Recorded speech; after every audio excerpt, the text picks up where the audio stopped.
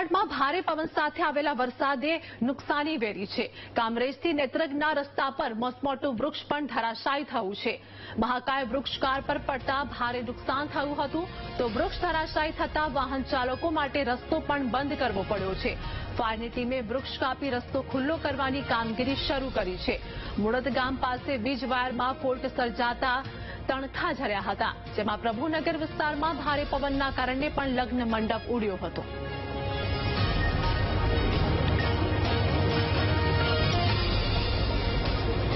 સંવાદદાતા નિર્મલ અમારી સાથે જોડાયા છે। સુરતના ઓલપાડમાં ભારે પવન સાથે આવેલા વરસાદે નુકસાની વેરી છે, શું વધુ અપડેટ?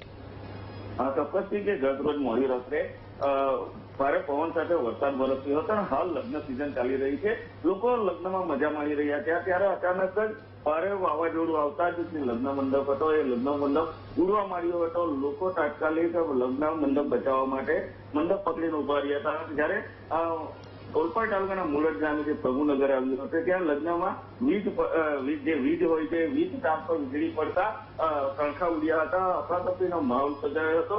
અને સુરત જિલ્લામાં અન્ય જે વાત કરવામાં આવે તો કામરેજથી નેત્રંગ જતા માર્ગ પર વૃક્ષો વધુ પડ્યા હતા, જ્યાં એક કાર પડી હતી અને કાર પર વૃક્ષ પડતા જે કાર તે કારને ભારે નુકસાન થયું હતું। ફાયર વિભાગની ટીમને જાણ કરતા ફાયર વિભાગની ટીમ તાત્કાલિક કામે લાગી હતી અને જે ઝાડો હતા એ કાપી અને રસ્તો ખુલ્લો મૂકવામાં આવ્યો હતો।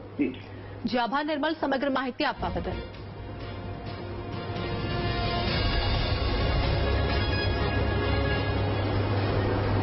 તો અરબ સાગરમાં સર્જાયેલું લો પ્રેશર ડિપ્રેશનમાં ફેરવાઈ રહ્યું છે, ત્યારે ગુજરાતમાં અનેક જિલ્લાઓમાં ભારે પવન સાથે વરસાદ ખાબક્યો હતો। સુરેન્દ્રનગરમાં વરસાદ સાથે ભારે પવન ફૂંકાતા અનેક વૃક્ષો ધરાશાયી થઈ ગયા। સુરેન્દ્રનગર, રતનપર, વઢવાણ સહિતના વિસ્તારોમાં 100 થી વધુ વૃક્ષો ધરાશાયી થઈ ગયા। વૃક્ષો ઉપરાંત ઘણી જગ્યાએ વીજપોલ પણ ધરાશાયી થયા હતા, જેના કારણે વીજ પુરવઠો ખોરવાઈ ગયો હતો।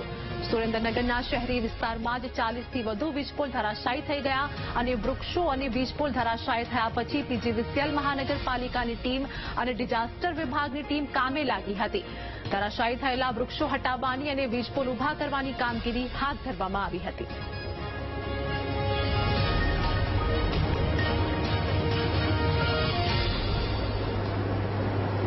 તો રાજ્યમાં આગામી 7 દિવસ સુધી કમોસમી વરસાદની આગાહી હવામાન વિભાગે વ્યક્ત કરી છે। આ પરિસ્થિતિને ધ્યાનમાં રાખીને જામનગર હાપા માર્કેટ યાર્ડ તરફથી ખેડૂતોને મહત્વની સૂચના આપવામાં આવી છે। યાર્ડના સંચાલકોએ ખેડૂતોને ચણા, ધાણા અને અજમા જેવી પાકની જણસ હાલમાં યાર્ડમાં ન લાવવા જણાવ્યું છે। તો ઓછા પ્રમાણમાં થતી જણસીની આવકને ચાલુ રાખી મોટા પ્રમાણમાં થતી જણસની આવક હાલ પૂરતી બંધ રાખવાનો નિર્ણય કરવામાં આવ્યો છે।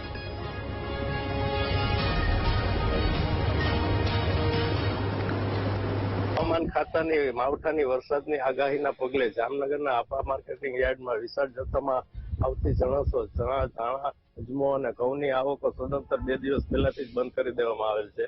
અને જે ઓછા પ્રમાણમાં જે જણસોની આવકો થાય છે કે જે શેડની અંદર સમાઈ શકે, જેને વરસાદ પડે તો પણ નુકસાન ન થાય તેવી જણસોની આવકો ખુલ્લી રાખવામાં આવેલ છે। અને હવામાન ખાતાની આગાહી પૂર્ણ થઈ અને હવામાન થયા બાદ ફરીથી રાબેતા મુજબ તમામ જણસોની આવકો ખુલ્લી મૂકવામાં આવશે।